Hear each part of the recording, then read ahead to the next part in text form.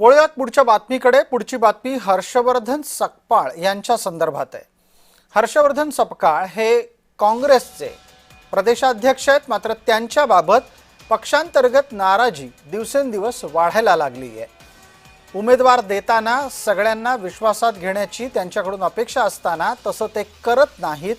निवडणुकीमध्ये 17 पैकी फक्त 9 जागांवर काँग्रेसकडून उमेदवार देण्यात आलेले आहेत आणि ही सगळी गोष्ट माजी प्रदेशाध्यक्ष नाना पटोले हे पक्षाच्या नेतृत्वाच्या कानी घालणार आहेत असं समजतंय। या निमित्तानं हर्षवर्धन सकपाळ यांना प्रश्न विचारला असता त्यांनी काय उत्तर दिलंय ते ऐका।